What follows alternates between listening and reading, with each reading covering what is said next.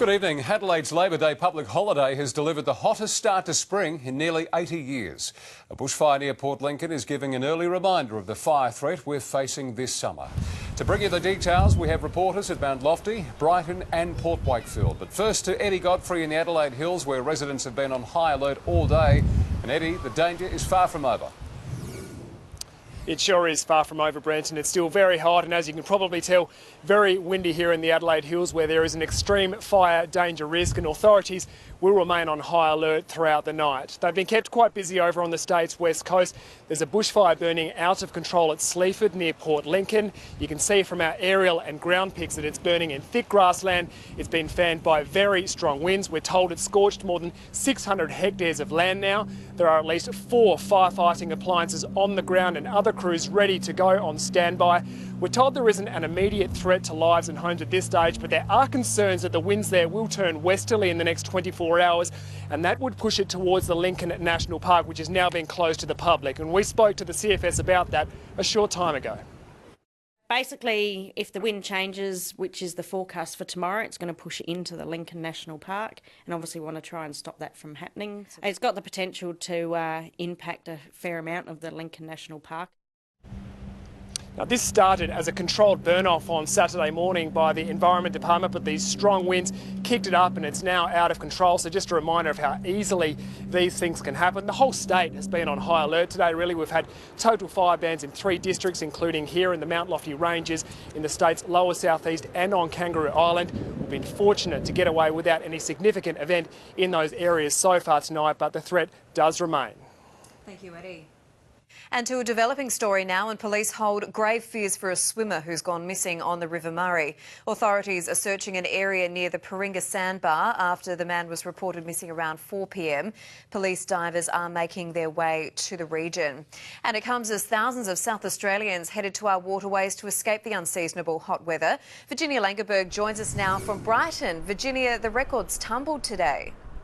They did, Kate. Yes, the forecast was for Adelaide to reach 36 degrees and the mercury really warmed up very quickly, reaching the 30s by 10 a.m. Eventually, the city's top was 35.6 degrees and that high made it the hottest day it's ever been this early out of winter. We also matched a 77-year-old record set back on the 7th of October 1938 when it also hit 35.6 degrees in that first week of October. But after such a long, cold winter, this unseasonable heat has certainly been embraced by South Australians. A searing start to October. Definitely go for a swim. Yeah, getting on the boogie boards, getting wet and sunscreen on. By mid-morning, the beaches were swarming as Adelaide nudged its way towards an unwelcome heat record. If we do get a temperature of over 35.6 today, then that will be the hottest day we've ever had for the first week in October. While some were lapping up the rays, others chased the shade. We've got the tent all set up for a great day in the sun, keeping us nice and shady. At the beach, ice cream was the order of the day. We had a few sold out yesterday, some even sold out on Saturday, so hopefully we can make it through today with enough flavours for everyone. The sound of summer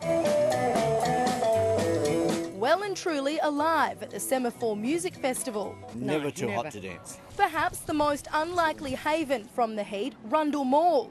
Public holiday trading allowing thousands to take refuge indoors. It's beautiful but hot. It's pretty warm, but just got to get out and just got to have something to eat and something to drink.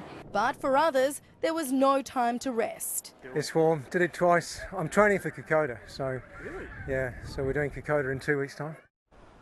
Now, thankfully, relief isn't too far away, although we are expecting a very warm night ahead. Temperatures only dropping to 23 degrees tonight for Adelaide. But we are now expecting the cool change a couple of hours early, so arriving at 9 a.m. tomorrow morning for the city, which will see those cooler temperatures. But as the change arrives, we are expecting gusty conditions right across the state as those northerly winds swing around to be southwesterlies. But I'll have the full forecast a little later in the bulletin.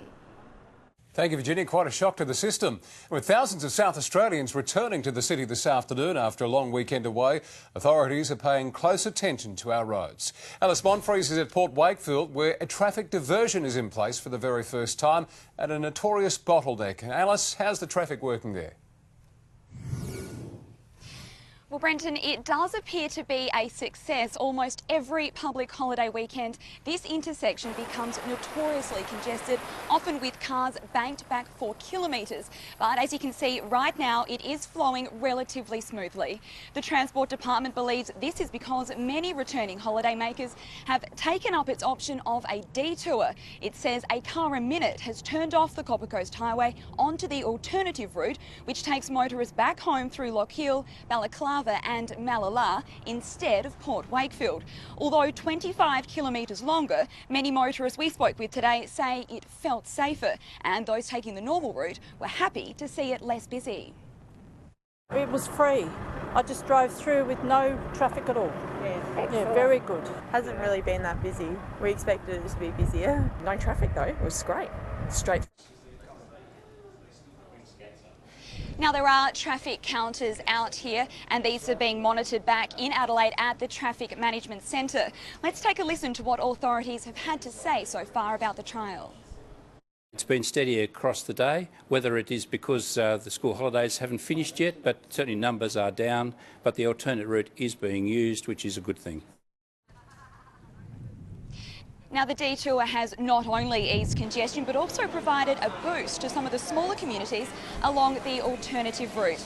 Now, many of the roadhouses and cafes told us that they put on extra staff to cope with the demand and were already reaping in the benefits. Now, despite all this, many motorists still told us today that they are still calling for a permanent solution to the traffic congestion and would like to see an upgrade to this intersection, perhaps even a bypass. But the Transport Department has made it quite clear today that that's not something they're considering at this time.